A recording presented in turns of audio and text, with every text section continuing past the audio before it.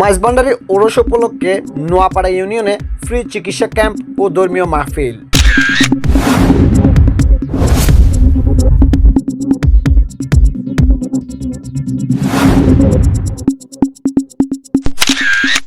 খাতুনে জান্নাত হজরত মা ফাতেমা রাদিয়াল্লাহু তাআলা আনহা ও গাউসুল আজম হজরত শাহ সুফি সৈয়দ মাওলানা আহমদুল্লাহ মাইজভান্ডারী রাদিয়াল্লাহু তাআলা আনহু এর ওরস শরীফ উপলক্ষে Maizbhandari Gausia hoc committee Bangladesh Noapara union শাখার উদ্যোগে ফ্রি চিকিৎসা ক্যাম্প ও ধর্মীয় কর্মসূচি অনুষ্ঠিত হয়েছে।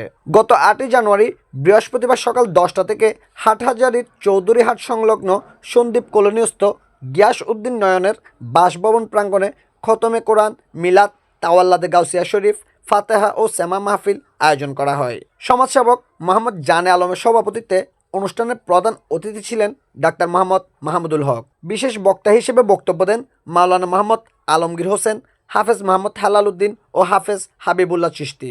অনুষ্ঠানে ধর্মীয় ভাবগাম্ভীর্যের মধ্য দিয়ে বিপুল সংখ্যক ভক্ত ও স্থানীয় গণ্যমান্য ব্যক্তিবর্গ অংশ নেন।